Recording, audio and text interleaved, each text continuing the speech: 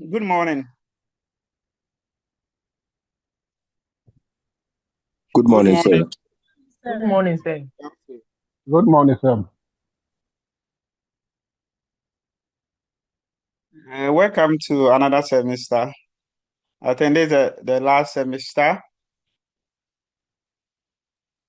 In the first semester, we look at the introduction to anatomy, the basic tissues, skeletal system, thin lymphatic system, the cardiovascular system. Then I think that was all. So this semester, we'll finish with the other systems. What I'm going to talk about today is the respiratory system. We should have done that one last semester, but I'll spend today and talk about the respiratory system. When we are done with the respiratory system, then we'll look at the nervous system, the nervous system, the nervous system. We also look at the digestive system, the urinary system, the male and female reproductive system. Then, if you have enough time, we'll look at the integumentary system. Endocrine system, I will not talk about it. The physiology lecturer will talk about it. So, but if you do have time, then we can look at that. Okay. Because I taught you last semester, and we are in the second semester. Please, I don't have any comments to make on your results. Because I don't have anything to comment on the results.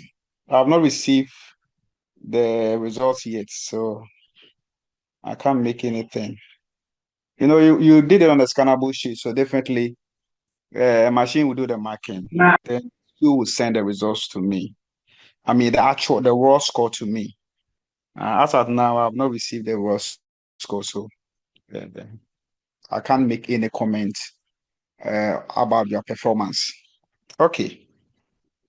With that one being said, let's look at the respiratory system. Let's look at the respiratory system. So please, I want most of you to talk. So please, when I ask a question, I'll be very, very happy if I get a lot of you talking. It will help with the discussion. So the respiratory system.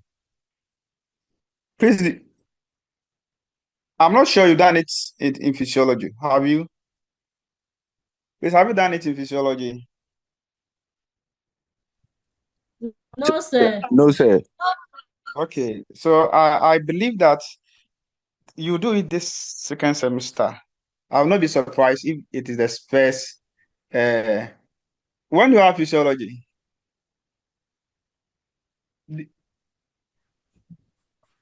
Friday. this Next week, semester have Friday. you Fridays. Friday, next week. Friday? Yeah. Okay, so you did not meet her today, this week. No, please. She said she couldn't make it, but next week she'll come. Okay. I know that this respiratory system, I think she'll talk about it this semester. Okay. So what's the main function of the respiratory system? The main function of the respiratory system.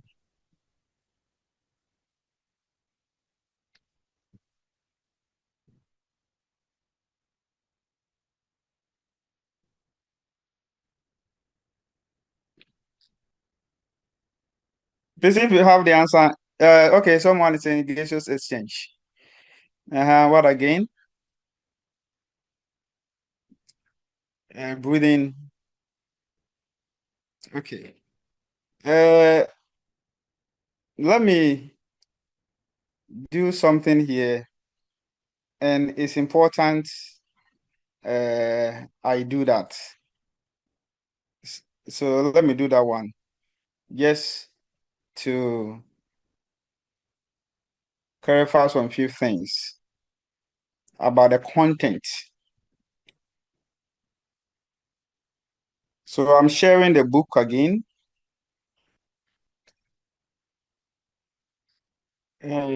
Of course, please, I've already given this book to you. Silas Essential Anatomy and Physiology, 9th edition. If you look at the 9th edition, it was published, I think it should be somewhere here. Okay, so what I have is 2016. No, I think I have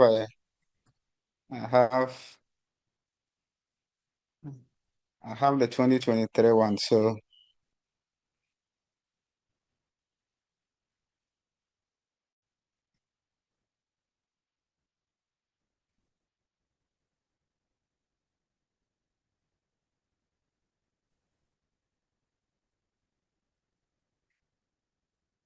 yeah, so let me share this one instead.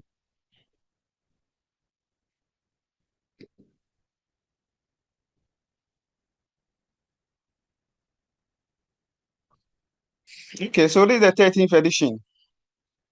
The 13th edition, and the 13th edition was published in 2023. Huh. Okay, so this is what in fact, if you read this book, you'll be okay for the anatomy and physiology. And whatever we talk about is going to be from, everything that you find in this book. So the anatomy of the respiratory system. So it talks about anatomy first before dealing with the physiology. So let the structure that compose the respiratory system, describe the structural and functional anatomy of the respiratory system. I'm just going through it. We'll look at all you hear the conducting zone, the gas exchange zone,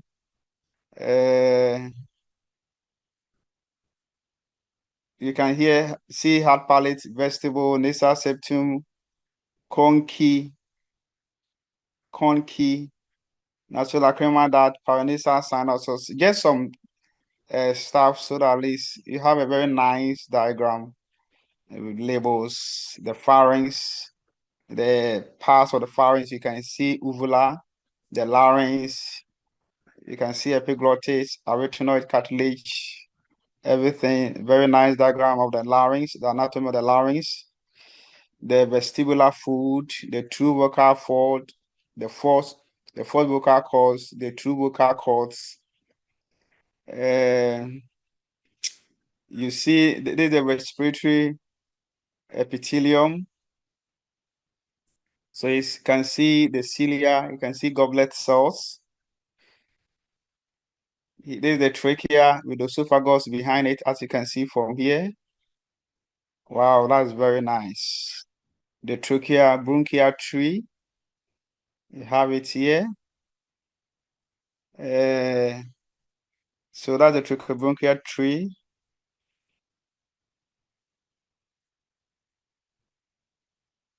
This is about how to do okay, we can look at it as we are looking deep into it, the alveoli, the respiratory membrane, the respiratory the cells that you can find in alveoli, type 1, type 2, emphysema, the lungs, the modules of ventilation, blood supply to the lungs, the pleura. Now, even this one is showing the bronchopulmonary segment, the pleural cavities. Then this one here is, so this is still our anatomy parts, but this is we have physiology. Now, mechanism of inspiration, mechanism of expiration. Now, this is physiology. So all these things is physiology for you. Okay, so please, you realize that whatever I'll talk about here today will definitely is what is actually captured also in this book. although I did not use this book to prepare the slide in the initial phase. But I think I've read some part of the book, so I know that whatever I'm going to talk about is within the scope of the book. So please, I'm sure I'm not teaching you anything beyond what you are supposed to know. Okay. So please, I'm not going beyond what you're supposed to know. It's very important that I clarify that. Okay.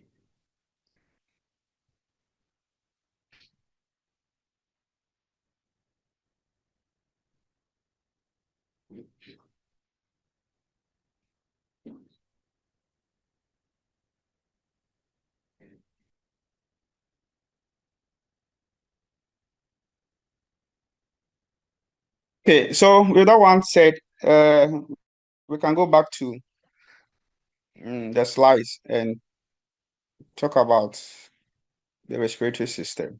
Okay. So someone said that the answers that you gave, breathing, exchange of gases, to conduct air into the system to help in tissue respiration, gaseous exchange, breathing, and that's exactly what. So those are the answers that you give, and that's okay. So these are the objectives. So we look at the general function of the respiratory system, look at the organs forming the respiratory pathway, and describe the function of each. So we'll look at the anatomy of the pleural cavities and the pleural membranes, the trachea, bronchial tree, look at the structure of the alveoli, and also look at the mechanism of inhalation and exhalation. Then maybe one or two things about what happens to the respiratory system as you age. As you age. When it comes to respiration, the anatomy bit is not much. It's the physiology bit that is much. So please, when you're doing the physiology, pay very close attention to the physiology. Okay, so here I'm only dealing with the anatomy. Now, when we talk about respiration consists of several events. And some of these things, anatomy, I'll highlight in anatomy, but most of it is will be handled by the physiology lecturer. So when you look at respiration, it consists of several events, and these are some of the events. We have about 1, 2, 3, 4, 5 events. The first one is movement of air in and out of the lungs, and that is the answer most of you said: breathing or ventilation. And this one, anatomy, will look at the pathway of the air into the lungs. Now, when it gets into the lungs, there's going to be exchange of carbon dioxide and oxygen between the air in the lungs and the blood. And so that one is external respiration. So when the oxygen enters when the oxygen in the alveoli enters the blood capillaries, and carbon dioxide also gets into the alveoli, that's what we are calling the external respiration. Then another phase of respiration is where the oxygen and the carbon dioxide, how they are transported in the blood. Then the next phase is how the oxygen gets into the cells. Because the oxygen, as we know of, is going to combine with glucose to release what? Energy. And then, of course, you have carbon dioxide and also water as also what? Products. So that's what we call internal respiration. We know that the mitochondria is the powerhouse of the cell. So the last one is how the oxygen is used. How the oxygen is used to release the energy within the mitochondria. So that is what we also call cellular respiration. So if you look at the anatomy bit will deal more or less with the first and second events. We look at the external respiration. That's what will end Then also look at what? The movement of air. So that one was talking about the pathway of air into the lungs. Okay. So pay attention when you're looking at the physiology. Most of the emphasis will be here. How the gases are transported, how the exchange occurs between the blood and the body cells, and how the oxygen is metabolized to release what? Energy. Now, the respiratory system is made up of several organs. So we can talk about the nose and the nasal cavity, the paranasal sinuses, with the pharynx, can talk about the pharynx, the larynx, the trachea, then the bronchi. The bronchi, we have primary, secondary, and tertiary, then the bronchus. Then, of course, we can talk about the lungs. So I will just even say the nose, the pharynx, the larynx, the trachea, the bronchi, and I think we can end at the lungs. The lungs. So that is the what do you call it? The organs of the respiratory system. So this one also explains the pathway of air. Whatever I've talked about has to do with what? The pathway of air. So air will be moved through here, through the nose. So this opening here is what we call the NURS. So this will be the external NURS. So the air will get into the nasal cavity, then through. So if this one is the external NURS, then this side here is the internal NURS. They are also calling it the posterior nasal aperture. So that means that this one here will be the anterior nasal aperture. So external NURS, internal NURS. Then the air will get into the pharynx, which is your throat. Then the air will get into the larynx, then into the trachea, into the bronchi, and of course into the the lungs. So for the purpose of description, we can divide the respiratory system into the upper respiratory system and the lower respiratory system. Different books. So the upper respiratory system is made up of the paranasal sinus, the nose, and it associated paranasal sinuses, the nasal cavity. So that will constitute.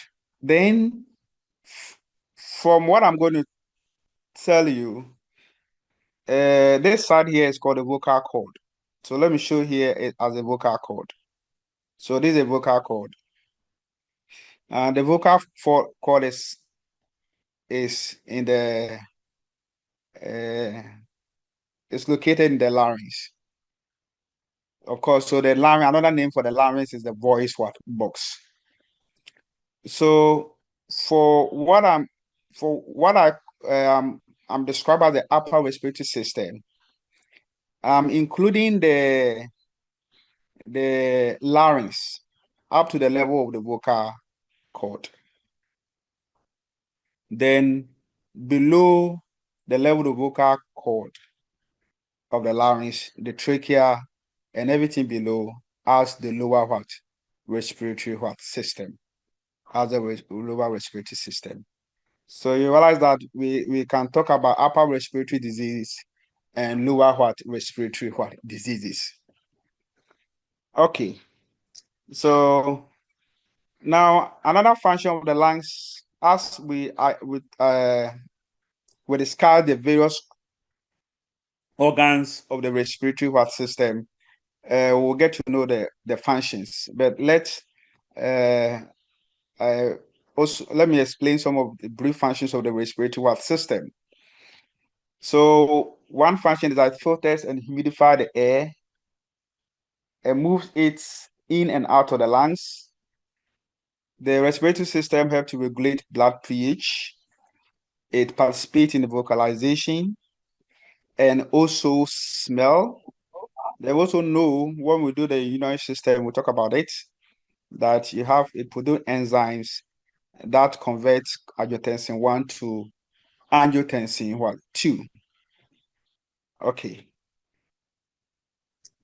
So the upper respiratory tract and the lower respiratory tract. So this is the point that I was talking about. The upper respiratory tract, the nasal cavity, the paranasal sinus, the pharynx, the larynx above the vocal cords. The lower respiratory system, the larynx below the vocal cords. Remember, the vocal cord is in the line below the vocal cords. The trachea, the bronchi, the bronchus, and the lungs. Now, we can also divide the respiratory system into two. This is structurally, then functionally, you have the conducting zone and the respiratory zone. So the conducting zone, we are looking at its main function is to filter, moisten, and warm the inspired air. So here we are looking at the structures that move, the structures where the air will pass. So as the air is passing through the nasal cavity, the pharynx, the larynx, the trachea, the bronchi, the bronchus, up to the level of the terminal bronchus, the air is filtered, moistened, and warmed. So that's the function of the conducting zone. The respiratory zone is where gaseous exchange will occur. In other words, that is where external respiration, this aspect that we are talking about, the exchange of oxygen and carbon dioxide between the air in the lungs and the blood. So that one occurs in the respiratory zone.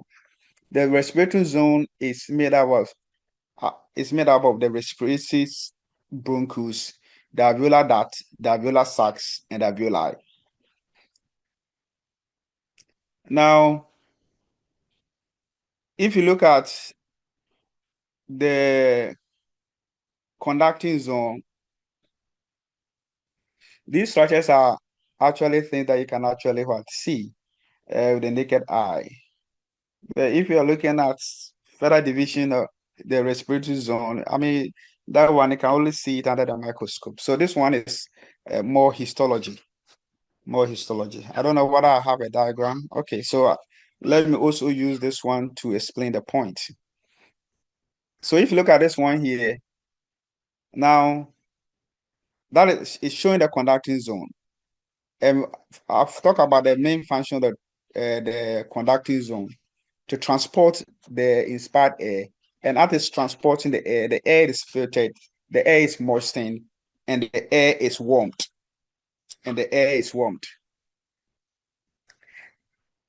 Now, then I've already explained that the conducting zone is made up of the nasal cavity.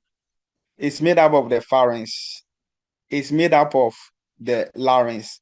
It's made up of the trachea. Then the trachea bifurcates into bronchi. And I've explained that the bronchi, we have primary, secondary, and tertiary bronchi. So that is why it's showing that way. So this is the primary bronchi or the main bronchi. This is the secondary bronchi or the lobar bronchi. And this is the tertiary bronchi or the segmental bronchi. So the bronchi will be further divided, further branching of the segmental bronchi. Then you get what? Bronchus. You have bronchus who also further divide.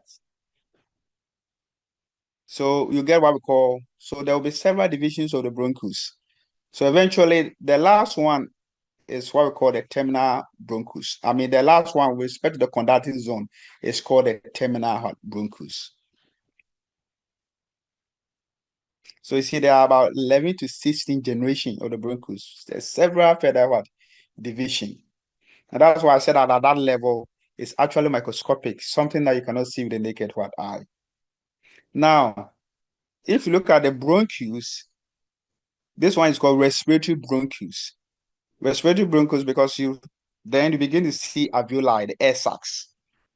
Once you see the air sacs, then it means that gaseous exchange is going to what? Okay. So you can see the respiratory bronchus to have several generations of them. Then eventually you have the alveolar ducts. So these are alveolar ducts. These things that you hear is the alveolar sacs. So that will lead into what? A sac. So these individual ones are what we call the alveolus.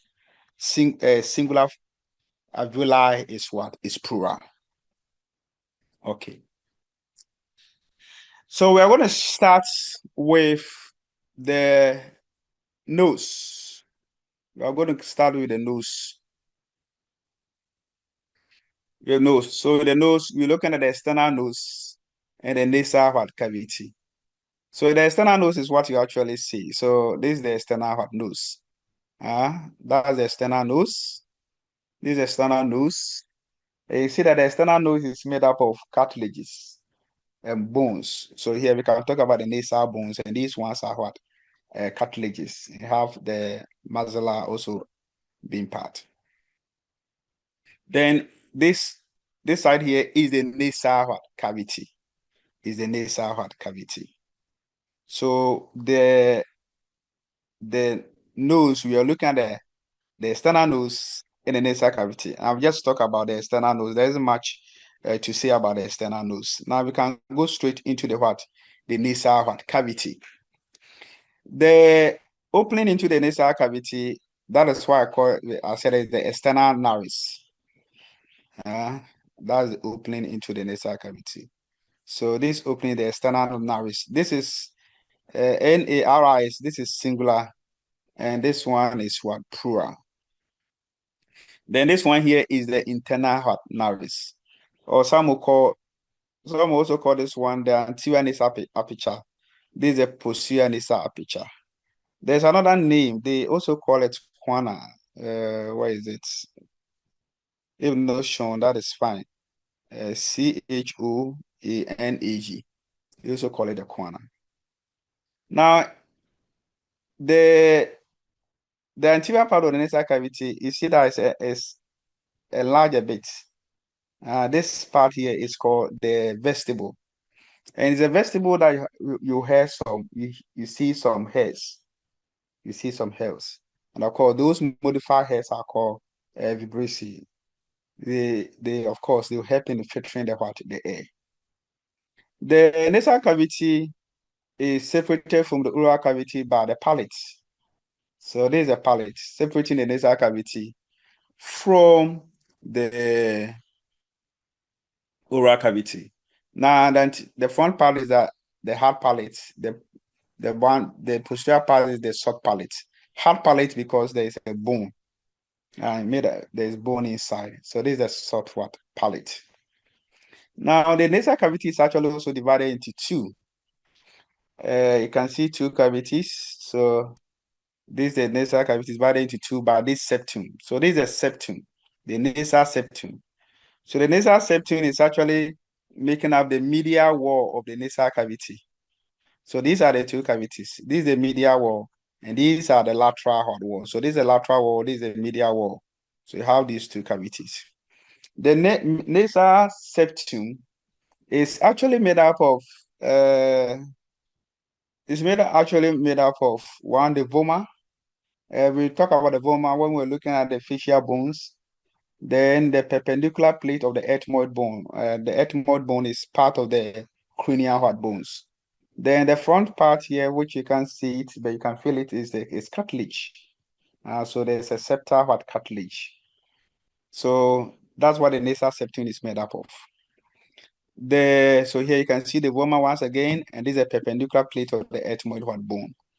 The lateral wall of the nasal cavity, you have these bones that curve inward at something like shelves.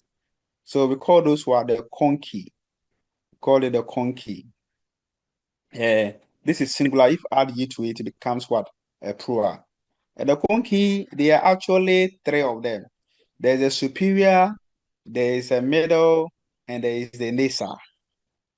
There's a superior, there's a middle, and a nasal, inferior nasal what? Conchae. These conchae, the superior and the middle are actually part of the ethmoid bone. They're actually part of the ethmoid bone. And we know the ethmoid bone is part of the cranial what bones. The inferior nasal conchae is a facial what bone. It's a facial what bone. Okay, so then there are spaces, the spaces in between. Those spaces are called the meatus, the nasal what meatus. So you can see here that there is a superior, middle, and inferior nasal what conchae. Then there's a superior, middle, and inferior nasal what meatuses. Now, meatuses. Okay. Now I've made a point here that the septum is not all the cases that you see the nasal septum at the midline. It can also deviate from the midline during birth or shortly before adolescence. So in that case, you see that one nasal cavity become narrower than the other. The nasal conchae is also called the tubular bones. Their function is just to increase the surface area.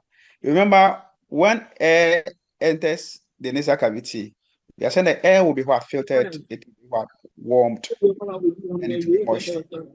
So the turbinate bones, they kind of increase the surface area for more efficient warming, communication, and filtration of inspired air. I've already said the meatuses are spaces behind each conchae. Now, I'm not going to talk about the what happens, the superior, middle, and nasal meatuses. I'm going to talk about only the inferior one, the inferior nasal meatus. This inferior nasal meatus is where the nasolacrimal duct was open into. So if you look at here, this is a lacrimal duct, then this is a lacrimal sac. So this one that you're seeing here is the inferior nasal meatus. So we are saying that at the inferior nasal meatus, the nasolacrimal duct opens at the inferior nasal meatus. So that's why when you are crying, then you also be having running nose, because this is eventually where the tears, the tears when they are released by the lacrimal gland, and as you blink and moistening the eye, it gets into the lacrimal sac, then it drains into the nasal cavity, specifically at the inferior nasal meatus, through the nasal lacrimal duct. Now, around the nasal cavity too, the bones around the nasal cavity are kind of hollow or air-filled. So those ones are what we call the paranasal sinuses. So the sinuses, when we did the skeletal system, we explained that the sinuses are bony cavities. So if you take something like the maxilla, you take something like the sphenoid bone, you take something like the ethmoid bone, you take something like the frontal bone, you can see that there are some part where there are cavities, air-filled spaces, and we call that one a sinus. So because they are located around the nasal cavity or around the nose, we call it the paranasal sinuses. So the bones that constitute the paranasal sinuses are the frontal bone. So we have the frontal sinus, the ethmoid. So we have the ethmoidal sinus, the sphenoid. So we have the sphenoid sinus. Then the maxilla. So we have the maxillary sinus. These sinuses, they open into the nasal cavity. These sinuses, they open into the nasal cavity. And in fact, they open either into the superior nasal meatus and most of them into the middle nasal meatus. So most of the sinuses, they open into the middle nasal meatus, and few of them into the superior nasal meatus. So I think I've explained the function of the meatus. The only thing is I made emphasis a lot on the inferior one. So the one here is the inferior nasal meatus, because this one here is the inferior nasal conchae. Okay. Now these paranasal sinuses, they are very important. Remember, the nasal cavity communicates with the outside environment. So they are lined by a mucous membrane, or what we call a mucosa. Lined by a mucous membrane or a mucosa. Now, the same mucous membrane that lines the nasal cavity is the same mucous membrane that also lines the paranasal sinuses. And these paranasal sinuses, as I have said, they open into the nasal cavity through the the meatuses, specifically the superior and the middle nasal meatuses. So that's why you have here. It communicates with the nasal cavity through small openings. So that one explains the spread of infection. So you have the inflammation of the sinuses as sinusitis. And most of the time, the sinuses that is largely affected is the maxillary sinus. Is the maxillary sinus. Is a maxillary sinus. So all that can be treated with antibiotics. And when you have a chronic one, then of course that means that the problem with the communication, the communication. So that is what will have to be open so that it can flow into the nasal cavity. Other functions of paranasal sinuses is the fact that because they are airfield cavities, it's believed that they reduce the weight of the skull small, and they also help in sound production, because you realize that when you have sinusitis, it affects your speech. It affects your speech. I'm not going to go into the specific functions or anatomy of all the sinuses. I think what I've just said is enough. So if you look at this one, this image here, you can see here there's a frontal bone. So you see that there's a cavity there. So that's the frontal sinus. The frontal sinus. Now there's a maxilla. So this one will be the maxillary sinus. Here they are showing the nasal septum. Then we have the ethmoidal and the sphenoidal sinuses. Of course, this one is the orbit where you have the eye. So if you look at this one here and look at that one, you can see that this one appears to be a little cloudy. So that what will you see when the person has sinusitis? If you look at this one here, you realize that it appears very dark because of air that is inside. So here we can see that maybe the person probably have frontal sinusitis. Okay. So you have a little news on sinusitis here that you can read about it. Now, if you look at the nasal cavity, there's another important thing that I want you to note, and that is here, the nasal cavity, the mucous membrane. Now, this part here is the respiratory mucosa. Then the part here is a olfactory mucosa.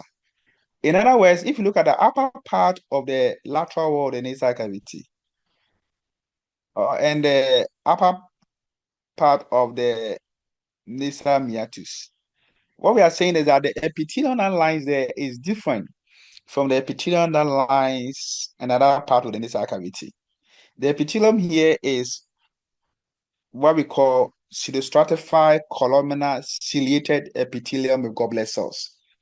So this is the epithelium that you actually see in the nasal cavity. So this is pseudostratified, this is ciliated, and this is what goblet cells. Now, So that's the epithelium that you actually will see here. But around this area here, in the upper part of the nasal cavity, the epithelium that you have there is olfactory epithelium. It's still stratified columnar epithelium, ciliated epithelium, but there are no goblet cells. So the only thing missing there is goblet cells. There are no goblet cells in the olfactory mucosa. There are no goblet cells in the olfactory mucosa. So what do you actually have? Okay, let me talk about what the respiratory mucosa. So remember, we said that the function of the upper respiratory, the conducting zone is that they will filter, they will warm, and they will moisten the inspired air. So you have the goblet cells here that will produce what? Mucus. They'll produce mucus. So this mucus here is what is going to trap the particulate matter. Then you have cilia that will beat to move it, so that you either cough it out or you swallow it. And of course, if you swallow it, it gets into the stomach where the ACL will destroy those microorganisms. The other cell type that you see, you can see some basal cells. These cells are stem cells. That means they can divide and give rise to these other cell types. So this one is showing the numerous cells that you find within the respiratory mucosa. So of course, the one that I want you to know is the what do you call it? The goblet. The father is ciliated and the father is goblet. There's a goblet cells. So you realize that the mucus that is also being produced, it's what is also going to help in the humidification of the inspired air. Because we said that the air will also have to be moistened. So you have these goblet cells that also is going to help that. I think in the first year, when we were looking at respiratory, we were looking at the epithelium. I explained to you that the epithelium can undergo metaplasia. So here in chronic smokers, what happens is that the epithelium changes. The respiratory epithelium will change. So you have a lot of goblet cells, and that will produce a lot of mucus. That will produce a lot because the cilia is impaired because it's no longer you're going to have it kind of stratified. So that explains why smokers will need to exert a lot of force to be able to clear the excess production, because they are not producing enough of these cells that bear cilia. Now in the respiratory mucosa, as you're seeing here, maybe we'll look at this one when we are looking at the special senses. So I explained to you that there are no goblet cells there. So when we say the respiratory system, one of the functions of function is because at the upper part of the nasal cavity, you have these olfactory receptor cells. So you can see the odorless molecules. You have these olfactory sensory neurons that will pick the sensation. Remember, this is the ethmoid bone. And the ethmoid bone, we talk about the cribriform plate, the perforations there. So these axons of these olfactory sensory neurons is what make up the first cranial nerve, the olfactory nerve. And here you can see it's signable with the olfactory bulb, then through the olfactory tract into the part of the brain that is involved in the sense of smell. So, and within the olfactory epithelium, you actually can talk about 3 cell types. We have the basal cells, which of course will give rise to the olfactory sensory neurons and the supporting cells. Now, let me also say something here. If remember, when we're looking at neurons and we are classifying neurons according to their structure, we said that there are multipolar neurons, there are bipolar neurons, and there is pseudo-unipolar neurons. Now, when we're giving an example of bipolar neurons, we said that they can be found in the olfactory epithelium. So this one here is a bipolar what neuron. It's a bipolar neuron. It has one axon, then one what dendrites. So it's a polar what neurons. Okay. So if you are talking about the respiratory system being involved in the sense of smell, then of course you're looking at the olfactory what epithelium, where you find the first cranial nerves there. Okay.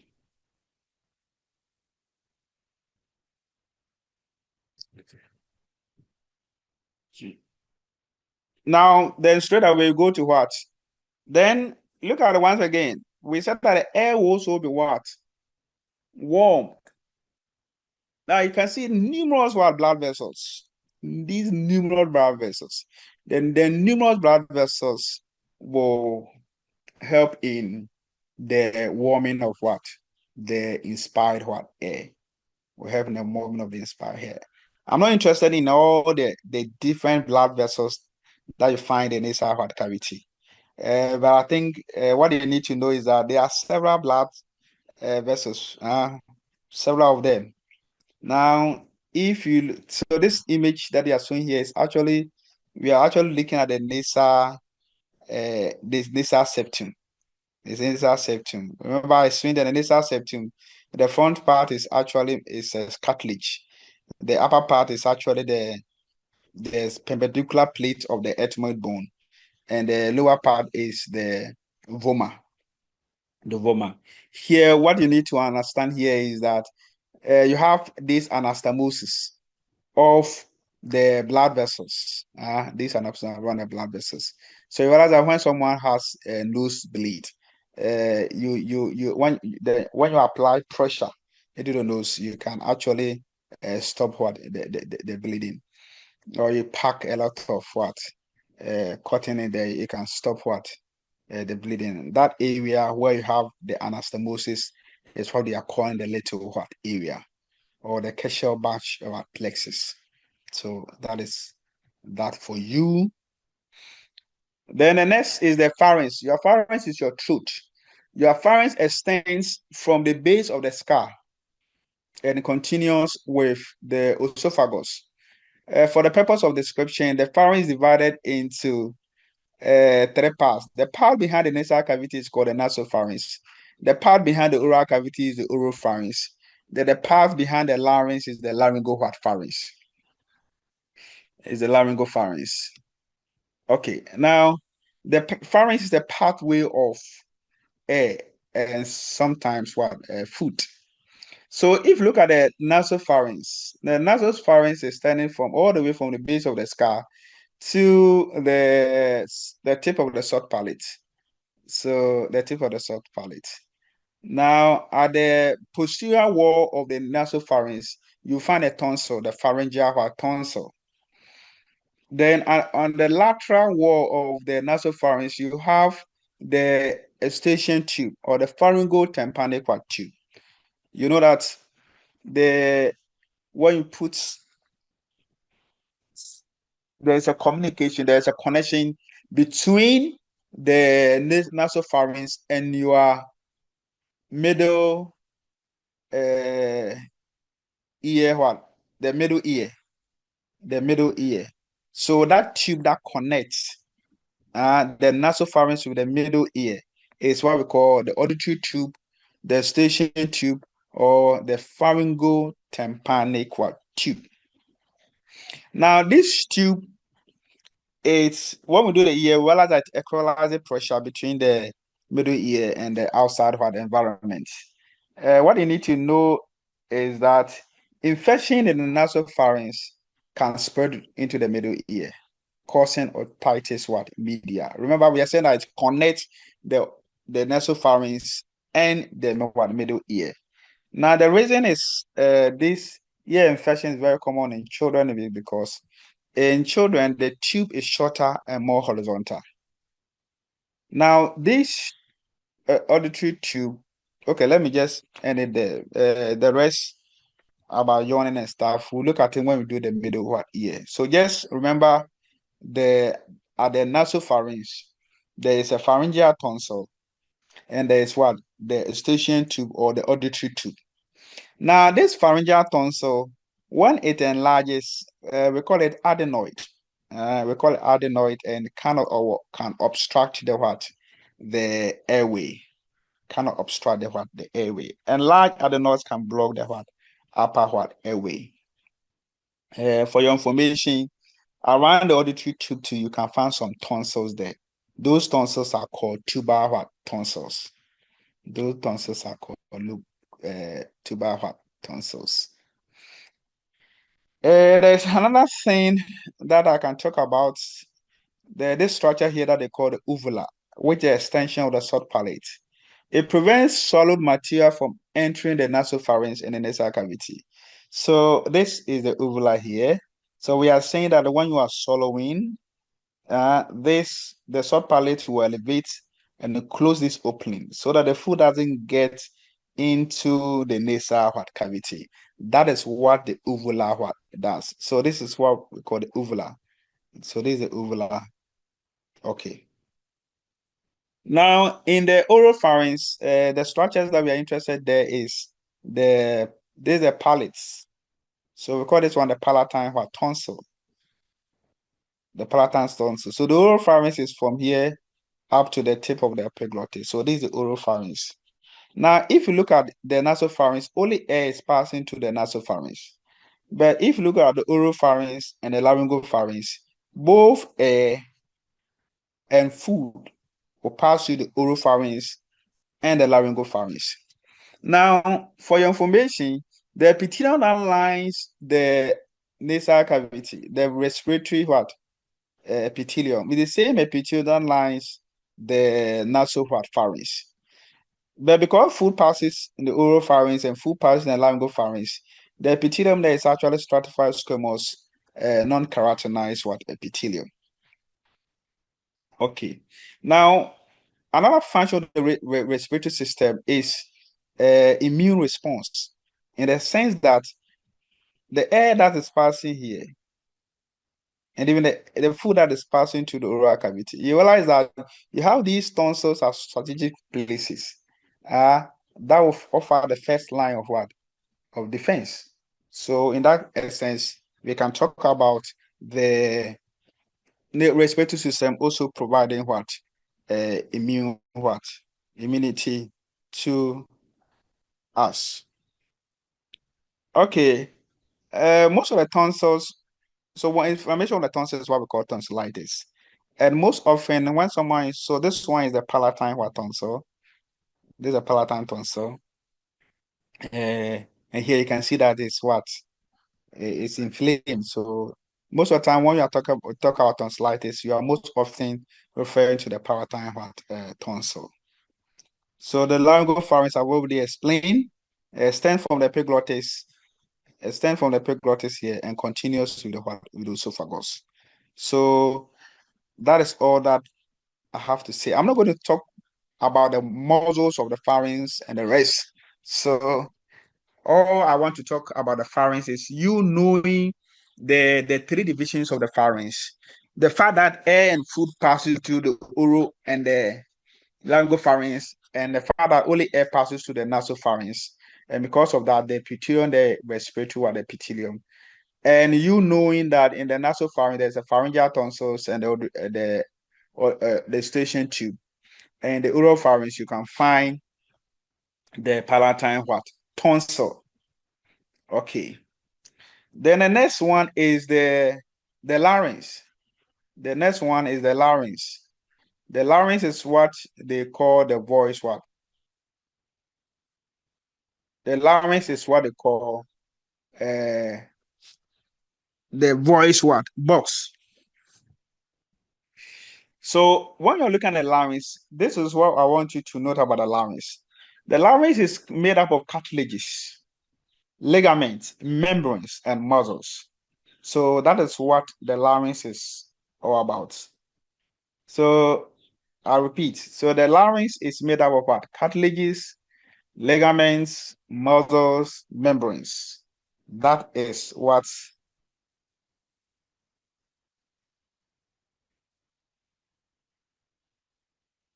the larynx is made up of. So if you are looking at So let's look at the cartilages. I'm not going to talk about the ligament and the muscles, those ones. I'm not going to talk about those ones.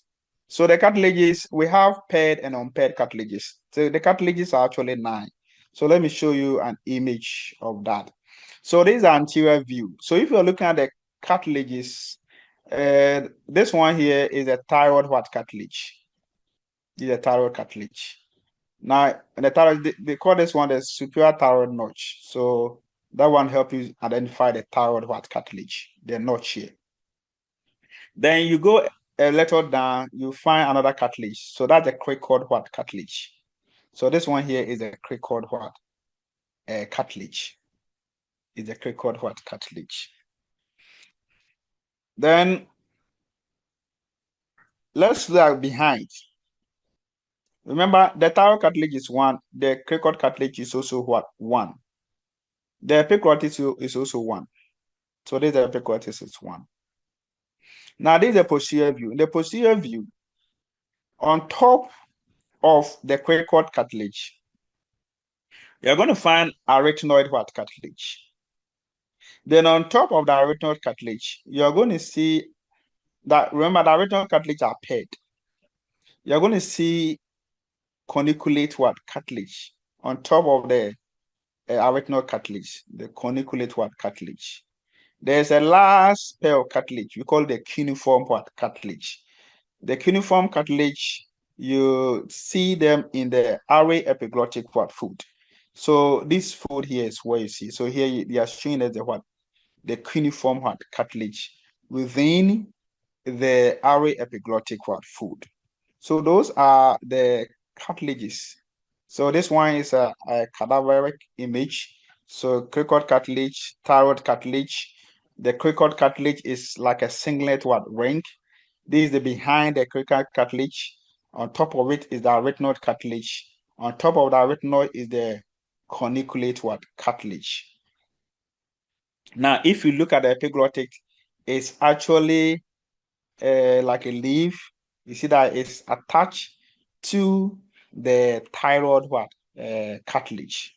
Now, the cartilage is the one that we really need to know. I think is the epiglottis and also the arytenoid what cartilage. The epiglottis and the arytenoid what cartilage. And arytenoid cartilage. Now, look at this one here. So this is the epiglottis. This is the epiglottis. The epiglottis is the thyroid cartilage, the cricoid cartilage, and arytenoid are all hyaline cartilage. The rest of the cartilages are elastic cartilage. So understand the fact that we are saying that is what? It's elastic.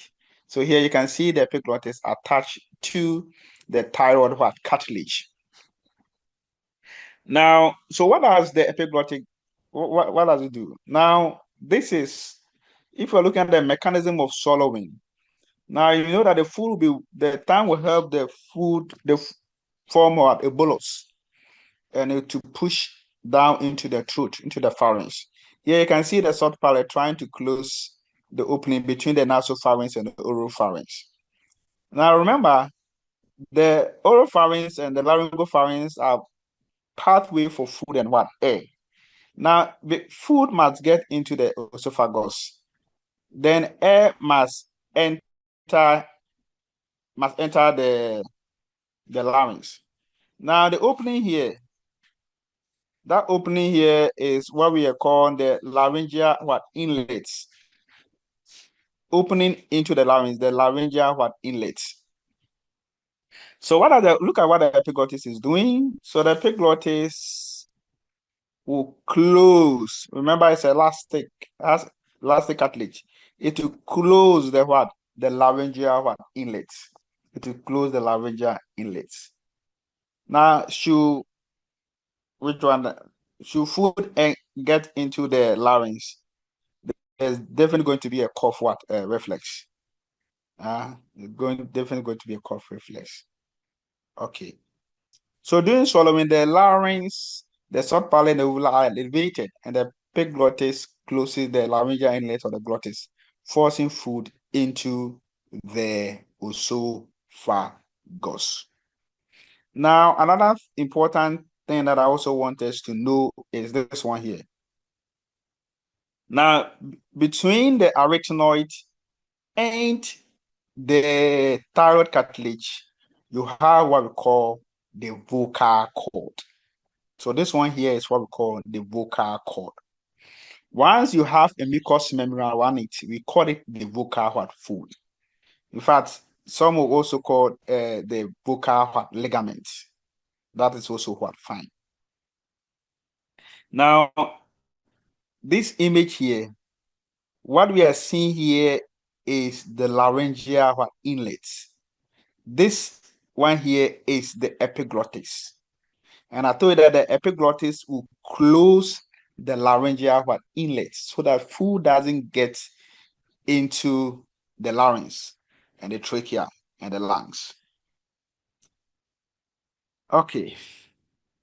So this one here with the mucous membrane, we call it the true vocal cord. The true vocal cord or the vocal fold. So this one here and this one here is the true vocal cords. Remember, it has these vocal ligaments. Then this one here, this one and that one here is the false vocal cords, or what we call the vestibular folds.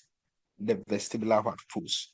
Remember, when we're looking at the upper respiratory tract, I said that above the level of the vocal cord is the upper respiratory tract, and below the level of the vocal cord is the lower respiratory tract. Now you can see this view through a laryngoscope. Now, so know the attachment of the vocal ligaments. It extends from the arytenoid to the thyroid cartilage. Now, if you look at, so here, this side here that we are looking at, let me zoom it a bit for you to see. So this side here, this side that I'm showing is the false vocal fold. And this side that I'm showing here is the true vocal fold. Is the true vocal fold.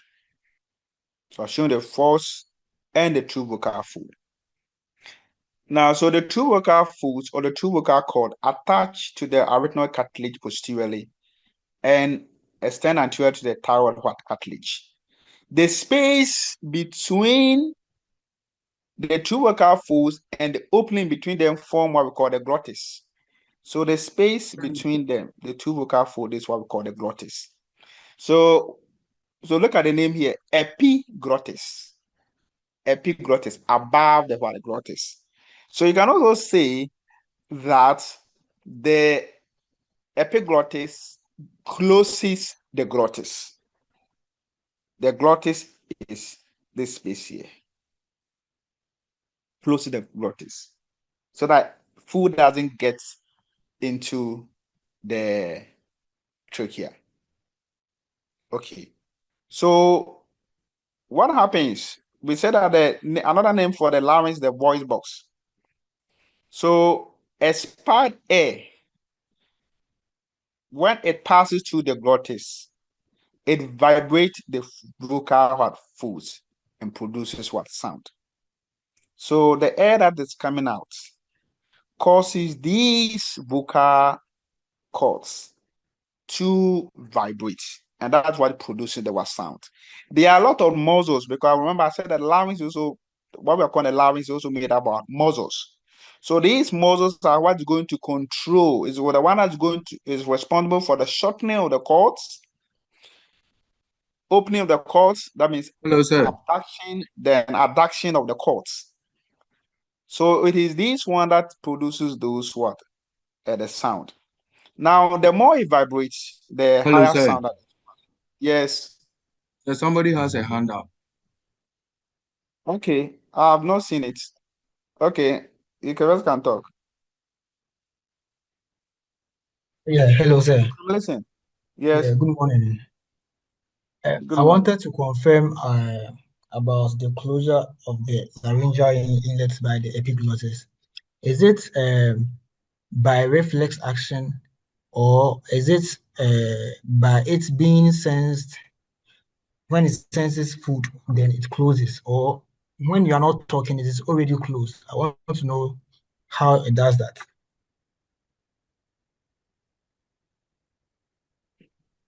What do you think?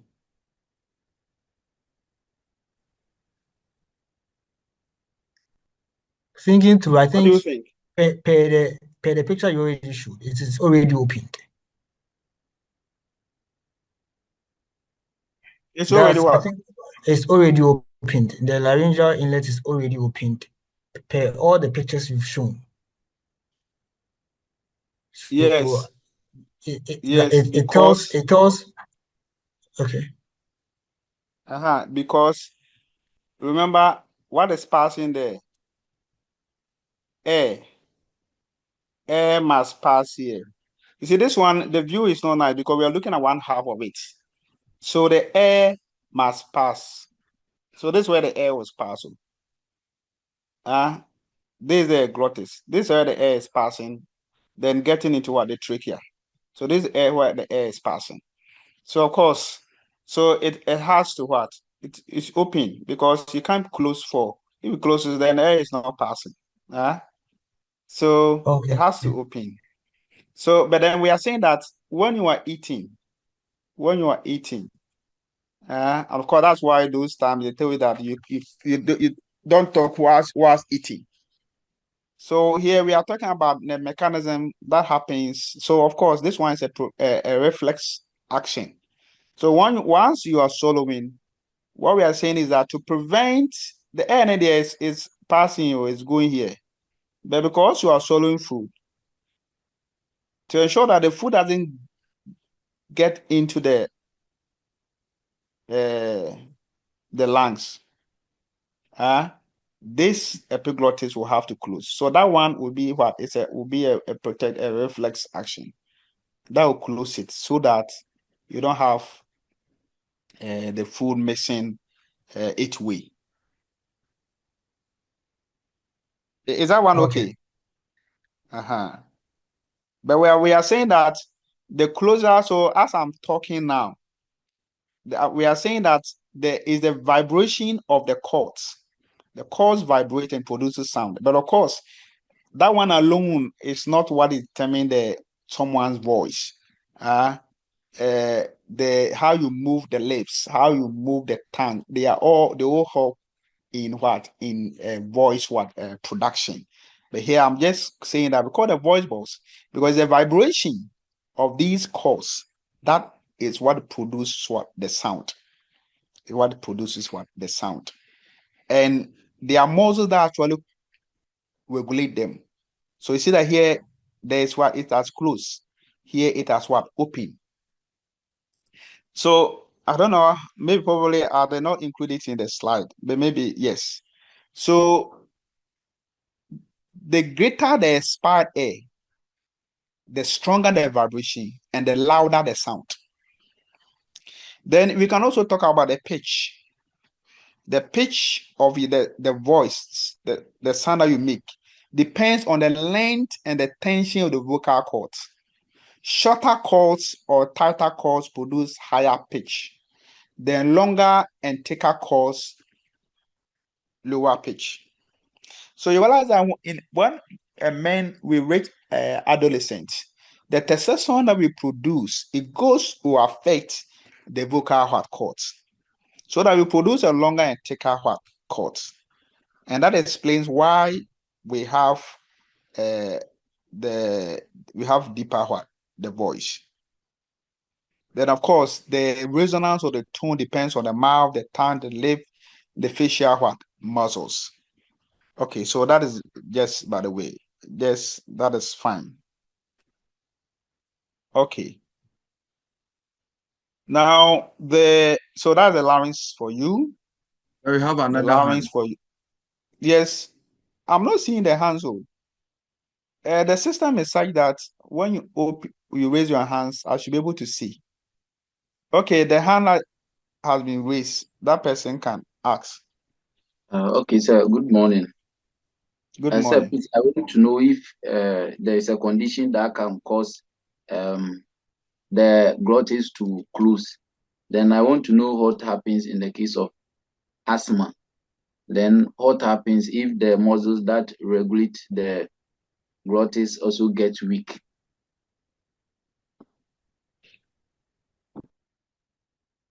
So you realize that, so we'll get to that one. You realize that by design, if you look at what we have talked about so far, you have cartilages doing the work. The muscles that I talk about are muscles more or less that controls this vocal what the vocal cords. So those are the muscles that does those things. So we'll get to the asthma thing that you are talking about. Now, the muscles. So I think this part is also very important. The muscles, I told you that the larynx also has muscles. So we can talk about the intrinsic muscles and the extrinsic muscles.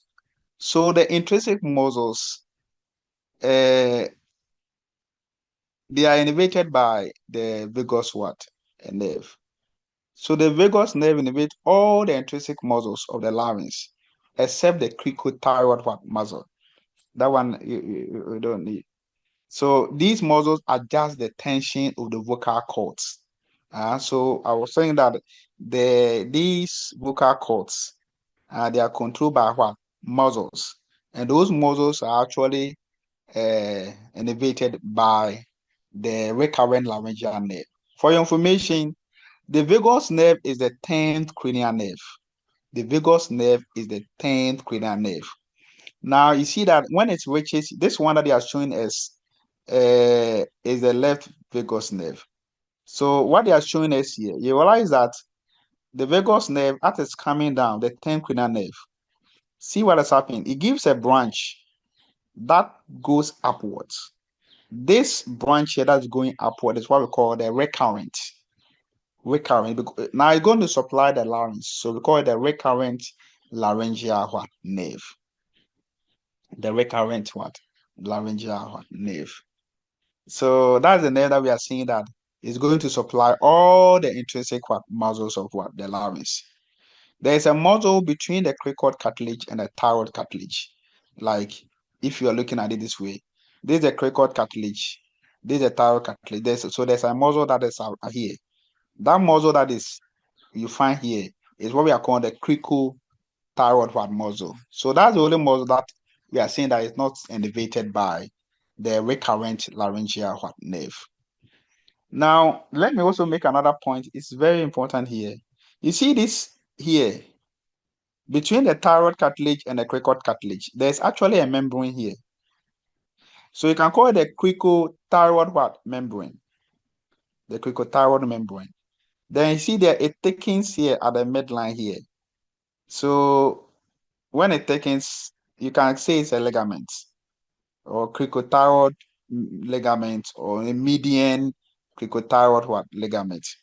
And what is important is that in a situation where you need to create an emergency airway, please, I'm saying emergency airway, it is here that the incision will be made.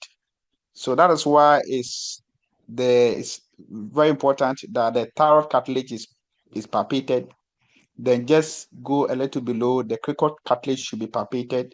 Then in between is where you see they are showing the cricothyroid ligament. A membrane thickening is what they are calling a ligament. So I think I have something here. So you have a procedure called what? Cricothyrotomy.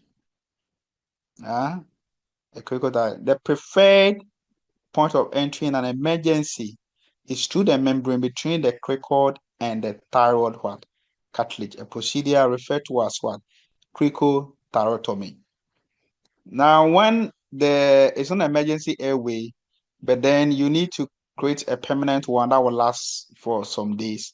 And of course, then they'll go through the what? The trachea. They go through the trachea. Okay. Now, do I even have to? The trachea, from the larynx, you go to the trachea. The trachea is about 11 centimeters long. The trachea begins at the lower border of the cricoid what? Cartilage. The trachea begins at the lower border of the cricoid what? Cartilage. So where the cricoid cartilage ends, that is where the trachea what? Will be. So this is the cricoid cartilage and this is the trachea. So that's where the trachea begins. Now, so that's the trachea. A very important relation is that the esophagus passes behind the trachea. Now, the trachea, as I said, it lies anterior to the esophagus. So where the trachea begins, that's where the esophagus also begins. Where? Below the cricoid what? Cartilage. Now we are saying that it's about 11 centimeters what? Long. It's about 11 centimeters long. And the trachea also has a cartilage.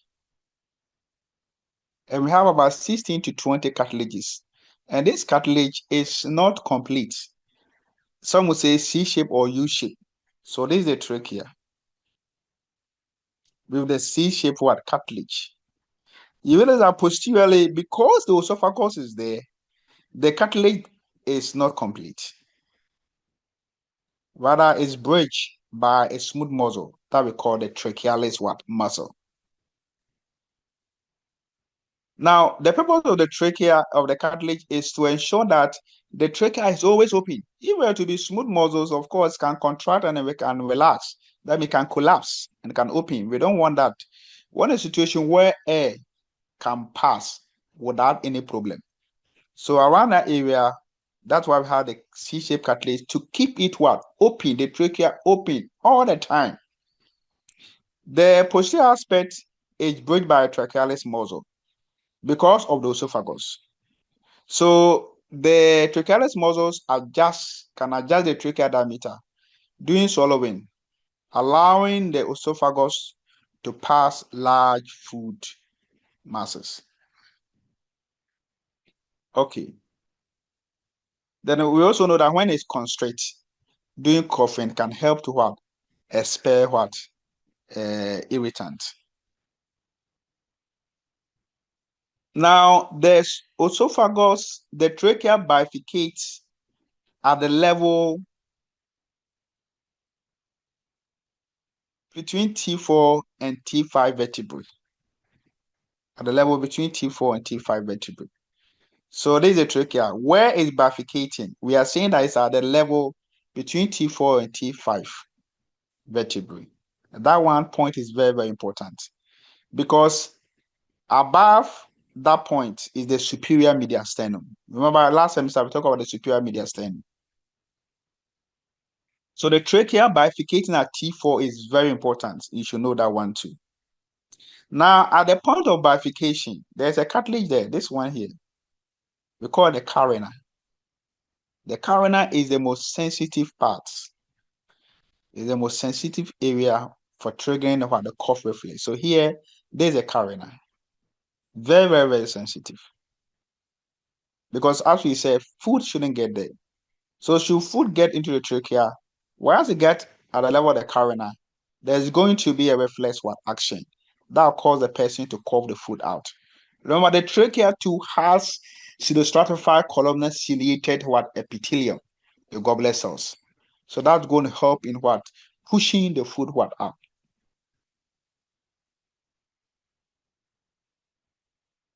Now, the trachea bifurcates at the level of T4 into primary or main or principal bronchi. So this is the bronchi. Now there's a right and there's a left. And you can see that there is a difference between the two. The right one, I don't know whether you appreciate it, you can see that it's wider, it's shorter, it is more vertical, I mean, in relation to the trachea than the left. So with that one, we are saying that in case someone inhaled something, the aspirated material is more likely to enter the right main bronchi than the left. Otherwise, will get into the right lungs. More likely to get in the right lungs or than the leftward lungs. So the primary, the main, or the principal bronchi, the right one is wider, shorter, and more vertical. So foreign bodies are more likely to enter what? The right lungs than the left. Then after the primary, we get a secondary. The secondary bronchi, they go to the lobes of the lungs. They go to the lobes of the lungs. Because the right lungs has 3 lobes, we can talk about the superior lobe. Because it goes to the lobes. The secondary one goes to the lobes. We can also call the lumbar bronchi. So there's a superior lobar bronchus to the superior lobe of the right lungs. There's a middle one to the middle lobe of the right lungs, and there is a inferior one to the inferior lobe of the right lungs. Now, because the left lung has what they call it, 2 lobes, we will have superior lobar bronchus, and we will have what inferior what lobar bronchus going to the what respective lobes of the left what lungs. Now, there's another point that I need to explain here.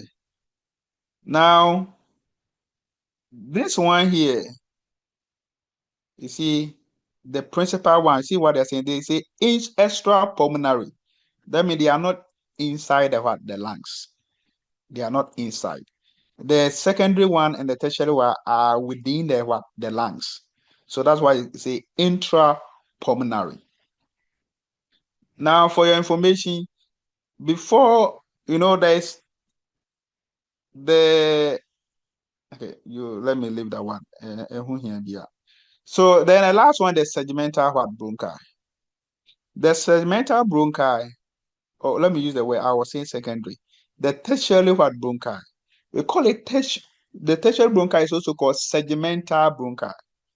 Segmental because they go to each segment of the lungs. They go to each segment of the lungs. Now, the right lung has 10 segments. Then the left one has 8 to 9 segmental what? Bronchi. In fact, so the lungs is divided into what we call the bronchopulmonary what segment. Bronchopulmonary what segment. Because the segmental bronchi goes to what? A specific segment of what? Of the lungs. So these ones here. So if this if this is the lobar, then this 1, 2, 3, 4, 5, 6, 7, 8, 9, 10 on the right side. Then on the left side, these ones are what we are calling the segmental what bronchi. They go to the bronchopulmonary segment. So if you look at the lungs here, you see that they have been colored. The coloration is referring to what? The bronchopulmonary segment. The bronchopulmonary segment. So this one is showing us one of the segments. So if you are looking at the bronchopulmonary segment, it's supplied by a single what? It's supplied by a segmental what bronchus. Then a pulmonary what artery. Then in between the segment, you have the pulmonary what veins. You have the pulmonary veins. Now, the bronchopulmonary segment is the anatomical, functional, and surgical unit of the lungs. In other words, you can remove a particular segment without affecting the rest of the lungs. So the smallest functional independent region of the lungs that can be surgically removed without affecting what? Adjacent what segments. So for your information, with respect to the bronchi, remember that there's a primary, secondary, tertiary. Remember that the primary one is extrapulmonary.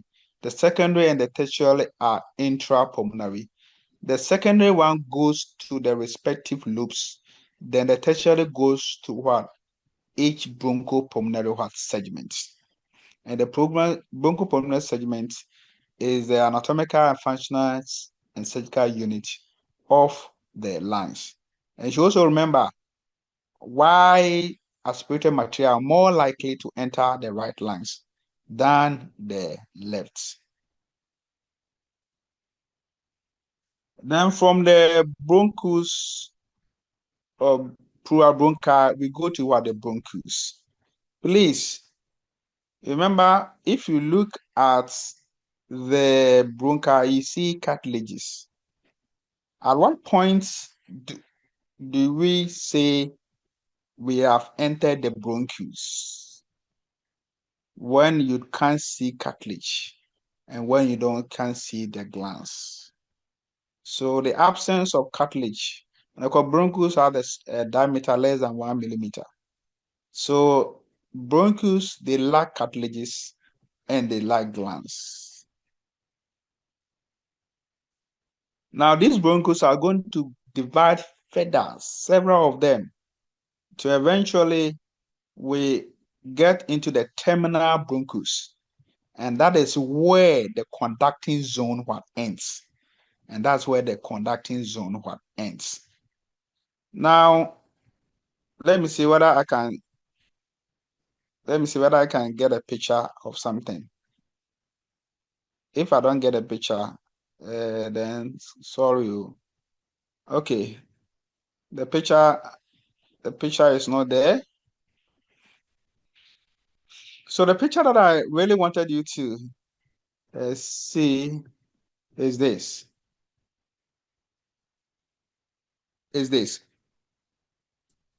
The bronchus. Oh, I think, let me see.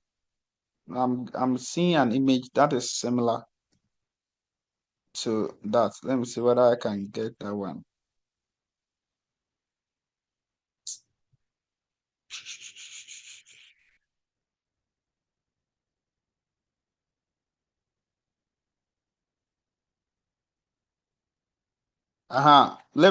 This one is, yeah. Now, what I want you to say is this. Now, look at here. These are bronchus. These are bronchus. Bronchus don't have cartilage. But see, look at what we are seeing. You have, these are smooth what? Muscles. These are smooth what? Muscles. So, gentlemen, the one who was talking about the asthma, can you come again? Your question on the asthma.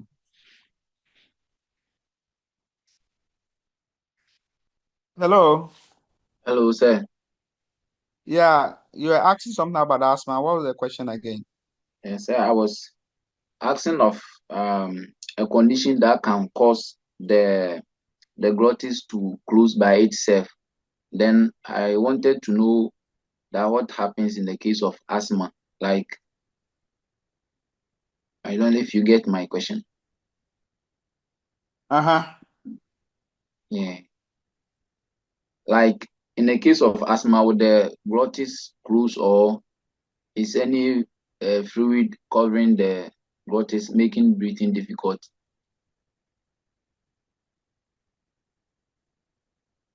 Okay. So if you look at the asthma, now remember along the pathway, when you get to the larynx, it's cartilage. When you get into the trachea, cartilage, the bronchi, cartilage. Then when you get to the bronchus, we don't have cartilage. Now, so along the pathway, the conducting zone, the amount of cartilage they reduce. So eventually, when you get to the bronchus, you don't see any cartilage. Whilst the cartilages are reducing, the smooth muscles, they increase. The smooth muscles, they increase. So what they actually you get is what we call the bronchospasm. So this is how the normal airway looks like. If we relax smooth what muscle. So in asthmatic attack, what happens is that you have these broncho what spasm. You have this spasm, contraction of these what smooth muscles. So once they do that, they're definitely going to what narrow what the airway. They're going to narrow what the airway. Then you also have these excess what mucus what production. And you see, if you are really looking at asthmatic, of course, we have it can result from cold temperature, it can be exercise, or from allergy. But then we are saying that what happens in asthmatic attack is actually having these smooth muscles what contracting, and that one would narrow what the airway.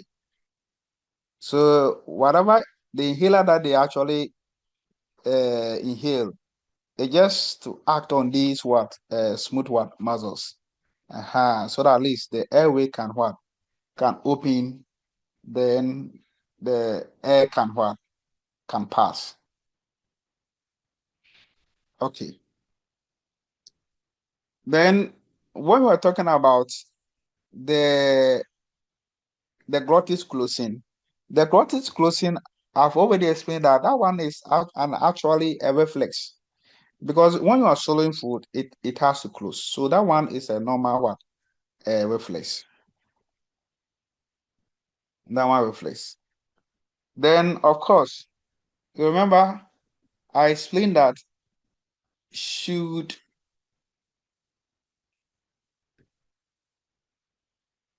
when air is able to get through the trachea and gets to this side here. So if remember we bypass the larynx, then there's a trachea. We are saying that there's a carina here, which is a very sensitive what area. So in that case too, we are saying that there's going to be a cough what reflex. So there will be a brief closure of also of what of the glottis when there is what a cough what reflex. Now, of course, as we are saying, you can have a closure doing maybe intubation or doing what anesthesia. So those ones are abnormal, but they are protective kind of what reflex. They are not a normal one that I've explained about. So that one too can what. So you can have that sudden closure of what the vocal what cord. Then of course, if the person is unconscious, if the person is unconscious, okay.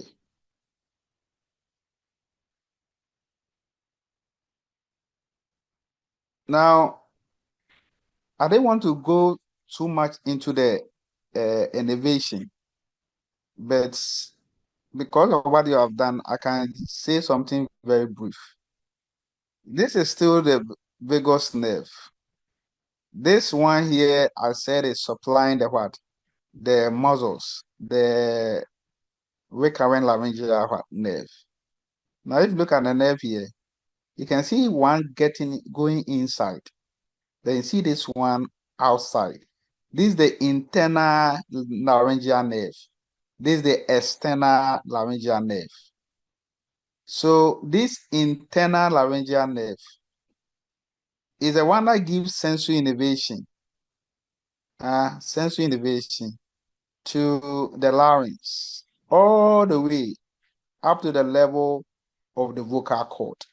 So this internal one is what's going to give the sensory innervation all the way up to the level of the vocal cord. The internal one, the recurrent laryngeal nerve, is going to give sensory innervation to below the vocal cord. They're also going to supply all the muscles of the larynx, except the cricothyroid, which will be supplied by the external laryngeal nerve. So in terms of sensory innervation, above the vocal cord is the internal laryngeal nerve. Below the vocal cord is the recurrent. So those nerves are also so because we are talking about sensation. So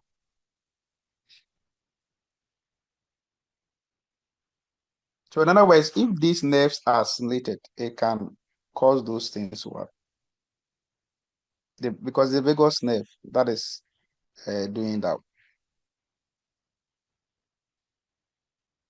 So we're saying that never give fluid to an unconscious person. There's a risk of what? Aspiration and what? And choking. Now, the last aspect that we have to talk is the lungs. And before we can talk about the lungs, we should talk about the pleura first. When we're looking at the heart, we said that the serous membrane related to the heart is the pericardium. So I remember talking about serous pericardium and visceral heart pericardium. So in the lungs, we are going to talk about the pleura. So that serous membrane around the lungs is called the pleura.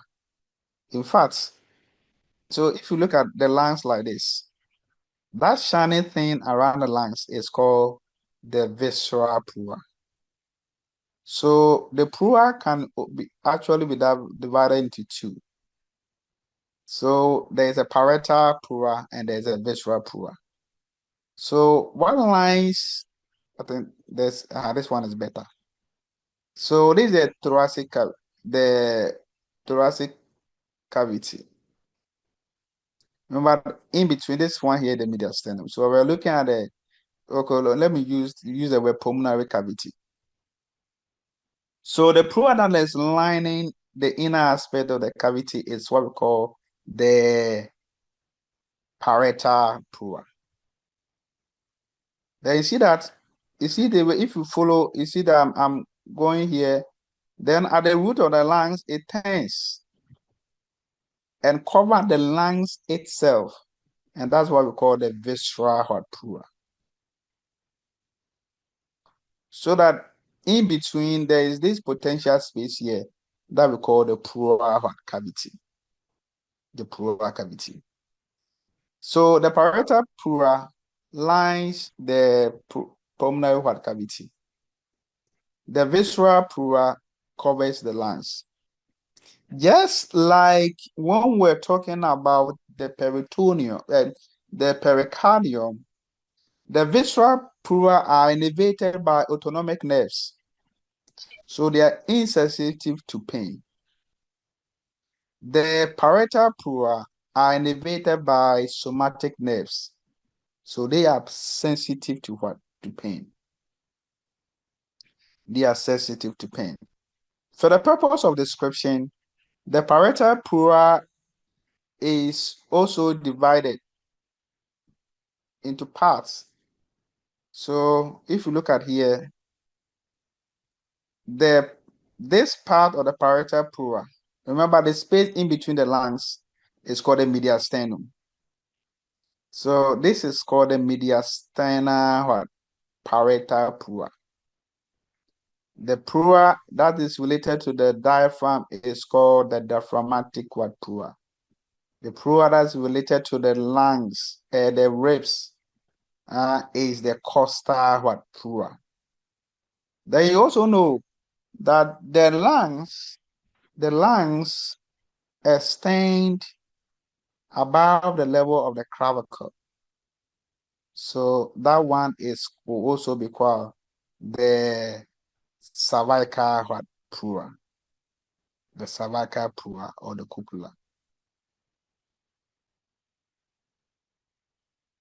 So if you look at this image here, what you are seeing here The red one is showing the parietal pleura, and the blue one is showing the visceral pleura. Remember that the visceral pleura covers what the lungs. We are seeing that they are innervated by autonomic nerves, so they are insensitive to pain. The parietal one are innervated by somatic nerves, so they are sensitive to pain.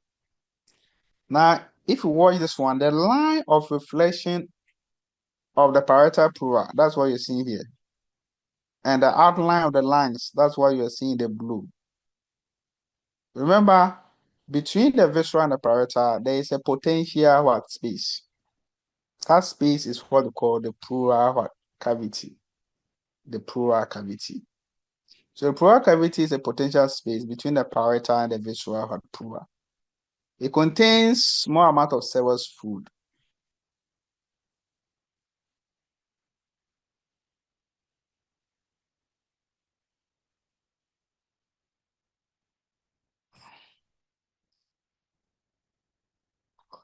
Now, excess accumulation of fluid in the pleural cavity is called pleural effusion.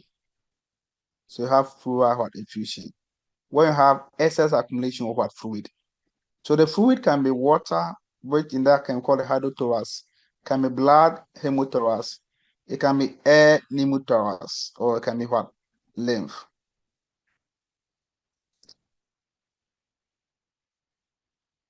Now, of course, when you do percussion, you will know, you'll be able to differentiate if there's air in it and if there's what if there's air in what in it. Excess air in the pleural cavity. Of course, once you have any of these fluid inside the pleural cavity, it's an emergency. The fluid will have to be drained. And that procedure is what they call the pleural tap or pleural synthesis or thoracohort synthesis. Now, in tension pneumothorax, you have a classical sign of tension pneumothorax is where you have tracheal deviation. In other words, if it is the fluid is on the left side, it put pressure such that you have the trachea deviated to the opposite side. So that's what happens in tension pneumothorax. That's what happens in tension pneumothorax. Now, if you look at the parietal pleura, between this one here is the diaphragmatic pleura, and this side here is the costal pleura. So you realize that around this area here, there is this space here that we call the costal diaphragmatic recess, or the costal phrenic recess. The costal phrenic recess. So the recess is located between the costal pleura and the diaphragmatic pleura. Is the most dependent part of the pleural cavity and the common site for fluid accumulation. So if you look at this image here, there is a diaphragm and there is the lungs. So this one here is showing the costal diaphragmatic pleura and costal diaphragmatic recess, or the costal phrenic recess. So the situation where you look at an X-ray and you are not seeing this sharp angle here, then it means that there is a fluid collection. And that fluid collection, as I'm saying, that fluid will have to be drained.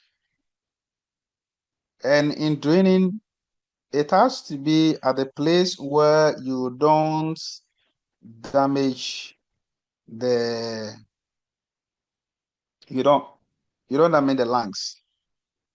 And that one is And that one you can do that because look at where the outline of the lungs and look at the outline of the pleura. So this space here, in fact, we have this space because when the lungs doing inspiration, the lungs will inflate. And that is why you have this space here. So that at least even if you inflate cry, it can reach up to this level. Can reach up to this level. So once there's a fluid inside, that sharp angle that I showed you, the costophrenic recess or the costodiaphragmatic recess, will not be obvious. And that's an indication that there's a fluid and the fluid will have to be drained. In this image here, that's what you're seeing. So there's a pleural cavity. You have fluid within the pleural cavity. And that one will affect inspiration and expiration. So that's why it's an emergency situation and that the fluid will have to be drained. So in approaching it, you're actually looking at the space here, the intercostal space. So the safe intercostal space to go doing is the 8th to the 10th watt intercostal space, posterior to the mid-axillary line. And why am I saying that? This is a mid-axillary line. At the mid-axillary line, the visceral pleura is at the level of the 8th rib. The parietal pleura is at level of the 10th watt rib. So in between 8th rib, 10th rib, this is for the visceral and this for the parietal. So it means that in between at the mid-axillary line, you can surgically enter and drain the fluid. Apart from the costodiaphragmatic recess, there's another one. The costo-mediastinal recess. Because this one between the costal pleura and the mediastinal pleura. Between the costal pleura and the mediastinal pleura. Now, this recess is a bit bigger in the left lungs because of the cardiac notch. So this one here is a cardiac notch. This is a cardiac notch. You see the left, the 2/3 of the heart is on the left side. So it creates a notch on the left lungs. So this is the cardiac notch. So we are saying that of course the most important recess is the costodiaphragmatic recess. I'm saying that I can also have costo-mediastinal recess. Because of the cardiac notch of the left lungs, that recess is larger on the left side. Once again, fluid can collect there. But as I said, that one is a very small space. So it's less commonly accessed than the costodiaphragmatic recess.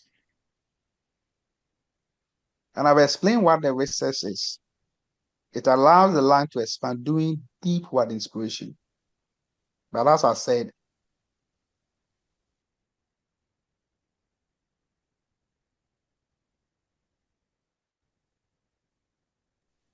please give me a minute. Give me a minute. Why?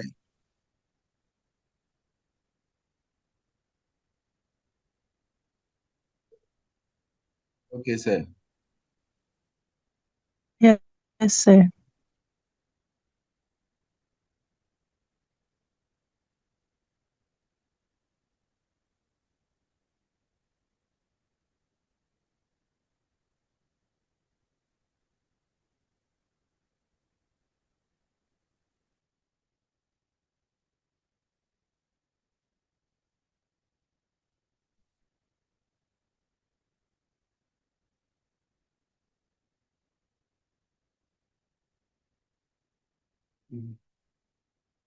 Okay.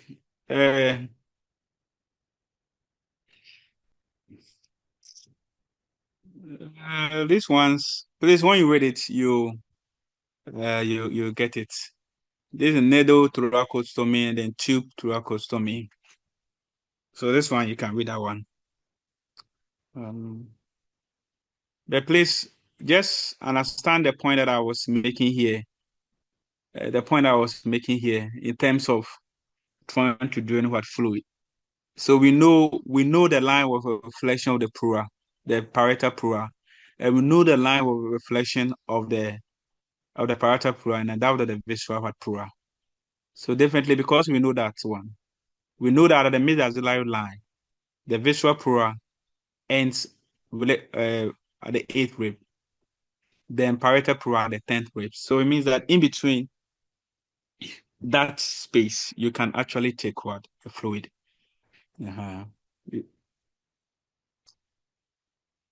Yes, of course, liquid is not gas. But I think when you say fluid, you are referring to both air and gas. Okay. Now, so here we have already said up something about this. That the lungs, there's a right lungs, there's a left lungs. The right lungs has 3 lobes, superior, middle, and inferior lobe. And the left lung has 2 lobes, superior and inferior lobe. Now, the 3 lobes that you find in the right lungs is because of these 2 fissures. There's an oblique fissure and there's a horizontal fissure. The left lungs has only the oblique fissure, and that's why we only have 2 lobes. Now, on the superior lobe or the upper lobe of the left lungs, that is where you have the cardiac notch. The cardiac notch. And between the cardiac notch and the oblique fissure, there is this part of the superior lobe of the left lung sticking out. We call it the lingula. We call it the lingula. Then, if you look at Sorry, the sir. lungs, Sir, you have a hand up. Why is that I can't see the hands when it's up? Okay. There's something that you have to click to show your hands up. I don't know. Okay, so you can ask your question. Okay, sir, please, good morning. Good morning. Okay, sir, please, about the insertion of the chest tube. I think last time we had a presentation and it was like it should be inserted around or at the fourth, in between fourth and fifth intercostal space. But with this, I'm seeing 8 to 10. So I don't actually know. Okay, so that was why I was saying that I just left that one to that. Okay, so you can do needle thoracostomy. So why for rapid decompression to relieve tension pneumothorax. So if you are doing that one, the needle thoracostomy, then in the lateral approach, you can go to the 4th or the 5th intercostal space. At the anterior axillary line. So this is the mid axillary line. This is the anterior axillary line, and this is the posterior axillary line. So you realize that the approaches are different. The approach even if you are going the anterior approach and doing nephrotoracostomy, you go to the second intercostal space, mid axillary line, mid clavicular line. So what I was talking about was so you can also remove fluid from the pleural cavity. So this one here, the 8th to 10th intercostal space posterior to the mid axillary line, that one is also another way of removing fluid. But as I said, you have different approaches. So I don't definitely what we were doing is not wrong. As you said that you had a presentation. So you can do that one too. You can also insert a tube. And a tube, that one you normally use it when you have a continuous drainage. So maybe probably what we were doing was a continuous drainage thing. What was it the case? Yes, please. Yeah, so the tube was in place. Then you were draining it small. So that one was the tube thoracostomy. So that one you can go the fourth or fifth intercostal space made to an anterior axillary line. Within this angles, this triangle of safety. So the boundary here, pectoralis major, latissimus sinus, then the fifth intercostal space. So this area here is a safe place where you can do tube thoracostomy. So that one is done. You see, when I was talking about this one, I was placing a lot of emphasis on the facts because it depends on the situation at hand, on the fact that where the pleura is and where the lungs actually ends. Because the visceral pleura covers the lungs. Where the visceral pleura ends and where the parietal pleura ends, you realize that there's a gap in between. And because of that gap, that's why we are saying that you can also drain what fluid along that line. But as we are saying, if you have to place a chest tube, of course, that one is where you have a continuous drainage of air, blood, or fluid. That one there is, you have to do it at the fourth or fifth intercostal space. How was the person placed? How was the Please come person again. placed? How was the person Semi-powerless placed? position. What? Semi-powerless position. Okay. Okay, thank you, sir. Now, another important point is this. The apex of the lungs extend above the clavicle. So that one too is very, very important. The apex of the lung extend above the clavicle. So if you look at here, this is a clavicle, and you see there's the apex of the lungs. The base of the lungs is in contact with the diaphragm. In other words, when you're doing occultation, it means that you need to check the apex of the lungs. And of course, we are saying that it's at the root of the neck, above the clavicle. So that one you have to check over there. Then remember the point here about the lingula that I talk about. It's on the superior lobe of the left lungs, between the cardiac notch and the oblique fissure. Now, these fissures, do I have to even talk about it? In lung occultation, you need to know the specific lobes of the lungs that you are working on. So in surface anatomy, this oblique fissure, so this one here is oblique fissure. So it runs from the fifth intercostal space in the mid-axillary line to the C-SWAT rib in the mid-clavicular line. Another way of looking at this is to let the person raise the arm. Then you can use the medial border of the scapula. The medial border of the scapula will power the oblique fissure. So you raise the hands. So with the arm, you have, abduction, where you move the arm and hand behind the head. So you place it above the head. Different, the medial border of the scapula will move. So that one will give you the surface anatomy. Then the horizontal fissure, you're also looking at it, the fourth ribs. So the fourth ribs, then it meets the oblique fissure at the fifth rib in the mid-axillary line. This detail may not be important. What I think the simplest one that you need to know is what you are seeing in this image here. So if you remember where look at here, the oblique fissure, we are looking at it here at the fourth rib.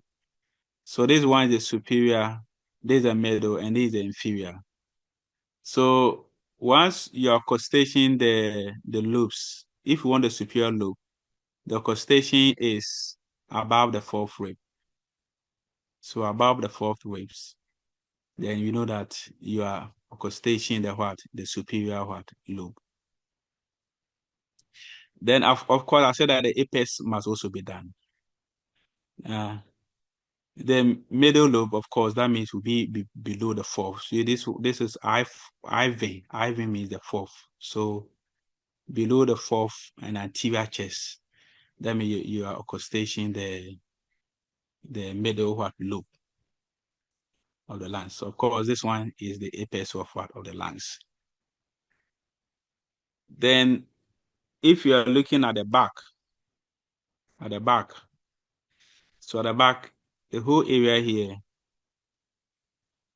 this one here is the lower lobe. It doesn't matter whether it's the right or the left. So in the inferior lobe, if you accostate below T3, T4, then of course you are accostating the inferior lobe of the lungs.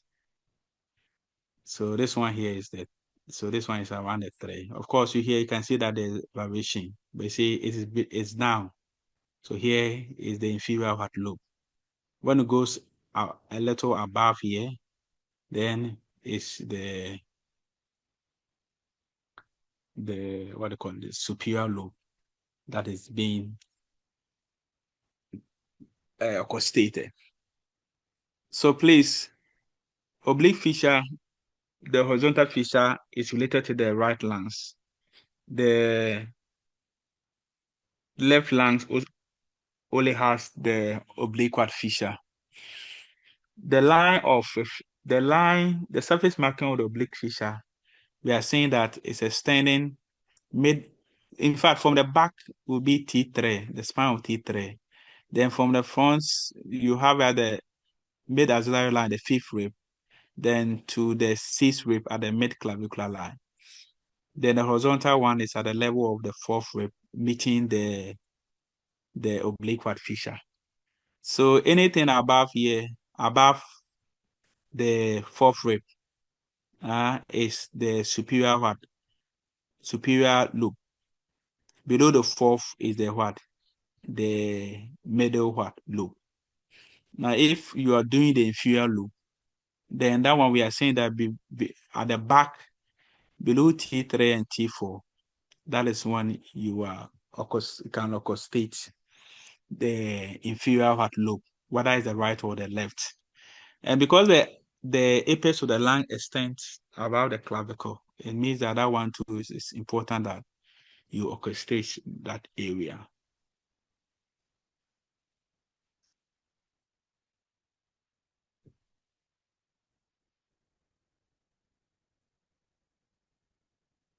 You can read about Parcott's tumor that affect the apex of the lungs. Now, in terms of circulation, you need to know that there's what we call the bronchial circulation and the pulmonary circulation. For the pulmonary circulation, you are very familiar with that, and I think we talked about that one when we're looking at the heart, where we said that pulmonary arteries carry deoxygenated blood. Then the deoxygenated blood from the right ventricle will get into the lungs. Then there's going to be gaseous exchange. Then the pulmonary veins will turn the oxygenated blood back to the left atrium of the heart. So that one, we know that one. But then blood supply to the bronchi, to bronchus, and to the lungs itself is through this bronchial artery. It's through this bronchial artery. So here you can see that this is the descending aorta. This is the actual aorta giving these branches. Now this is the descending aorta, and you see the descending aorta giving the bronchial artery. So the bronchial artery is what will supply the lungs, the bronchi, the bronchus, with what? With nutrients. Okay. So the source of those ones, you don't worry so much. You just know that there's what bronchial artery. For gas exchange, those are the pulmonary circulations, and that one we've talked about that one before. So if you look at this one here,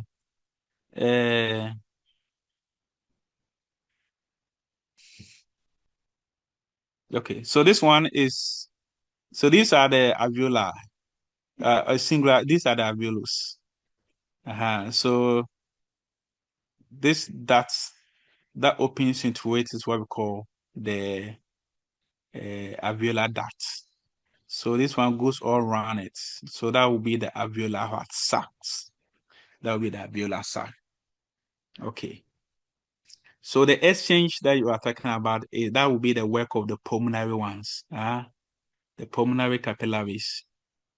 That they will be dealing with the gas exchange thing. But the one that's supplying the lungs and the bronchos and everything with nutrients, that one is this one that you are seeing here, the bronchial arteries, the bronchial arteries.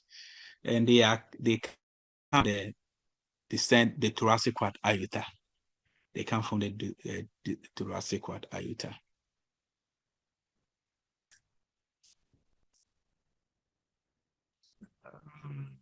Let me leave this one.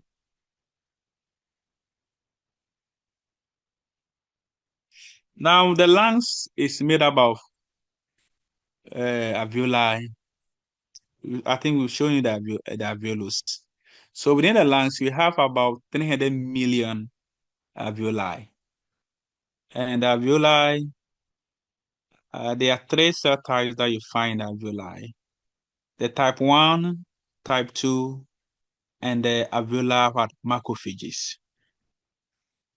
The type 1 alveoli are thin squamous cells. So these ones here, these squamous cells here are the type 1 alveoli. Now these type 1 alveoli, their main function is they actually form part of the respiratory membrane. So that is where the gaseous exchange will occur. So they are thin squamous cells and they form the air-blood barrier. So that one is very, very important. Then we have the type 2. The type 2 alveoli are these ones here. They are cuboidal. And these type 2 ones are the ones that secrete what surfactants. So they are large cuboidal cells. They secrete what surfactants. The type 2 alveoli are also called septal cells because as you can see that there are this one alveolus, another alveolus. So this is the what? The septum. So you find them along the what? The septums. So they are also called septal cells. We are saying that they produce what? Alveoli. Then the last one is the macrophages. These are resident macrophages within the lungs. So that if the immune system along the pathway where the air is passing, those defense mechanism fails. At least once the air gets into the alveoli, these alveolar macrophages can work on them. Now, there's another special thing about type 2. Apart from secreting surfactants, we know that surfactants will reduce the surface tension. Now, what happens is that during breathing, you see the alveolar will inflate. Then during expiration, it will deflate. We don't want a situation where it collapses. But when it collapses, it becomes difficult to inflate it again. So the work of the surfactant is to reduce the surface tension, that will prevent the alveolar from collapsing during exhalation. So that's what the surfactant does. Now the type 2 cells that we are saying produce the surfactants, these type 2 cells also can divide. In fact, the type 1 alveolar cells cannot divide. So that type 2 can divide. And they can differentiate. When they divide, they can give rise to the other type 1 or type 2. So it means that if there is this mitotic activity going on among these type 2 alveolar cells, is a sign that there is an infection. And there is infection. That's why these type 2 cells are undergoing mitotic activity. Now, between the type 1 and type 2, in fact, the most numerous is the type 2. So if we are counting the number of type 1 and type 2 alveolar cells, what we are saying that type 2 cells, they are more. Although they are more, they cover less area. The type 1 cover more area. So they make about 40%. But although they make about 40%, they cover larger area. Cover larger area. Now, so this is the alveolus. And between one alveolus and another alveolus, you see that they are pores. They are pores. So those are the alveolar pores. So the alveolar pores, they connect adjacent alveoli. They can also facilitate the spread of an infection. When you have fluid within the alveoli, then that, of course, that is pneumonia. They can facilitate the spread of infection. But the good thing is that they allow macrophage to move between alveoli and also provide collateral airflow if a broncho is blocked. So that is very important. The alveolar macrophages may have several names. Some call it DAT cells. They can also call it heart failure cells. DAT cells, when you see phagocytosis, that's smoke or particulate matter. And a situation where in a congestive heart failure, when they engulf leak blood, we can call it heart failure cells. Heart failure cells. Now, these alveolar macrophages are found either within the alveoli or within the septum. So an emphysema, as you can see from here, where there's damage to the alveoli, especially the alveolar septum. It affects these macrophages. Now, this is the membrane, the respiratory membrane. Here, these alveolars. Then around it, we are seeing that there are a lot of blood vessels.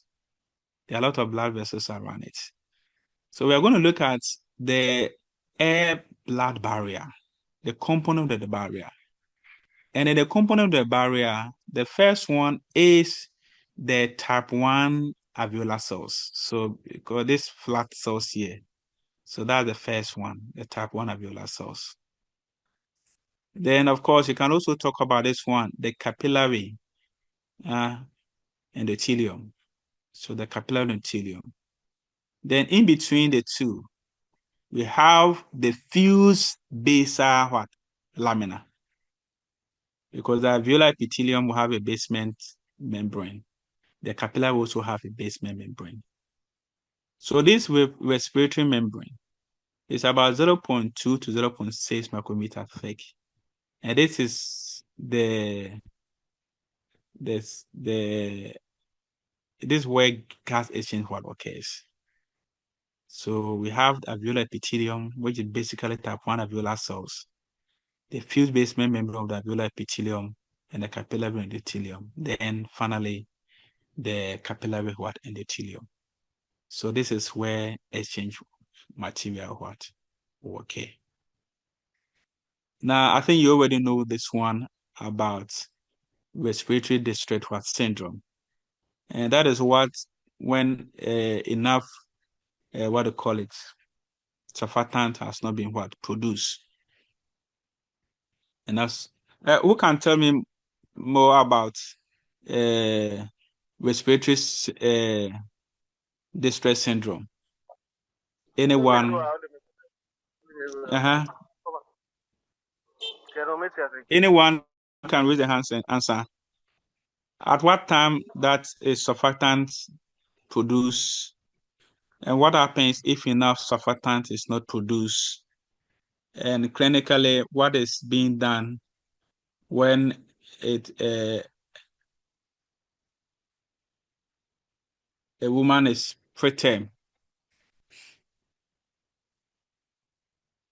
Anyone can answer.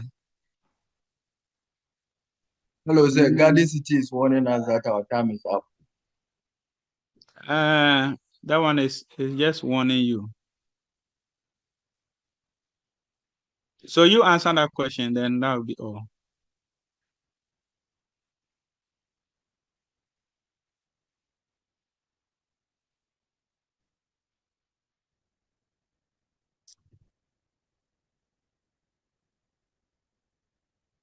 Hello, I need an answer. Once you answer that one, then we are good to go. So the question again. I'm talking about respiratory distress syndrome. At what point does the surfactant starts producing, and what happens if enough surfactants are not produced?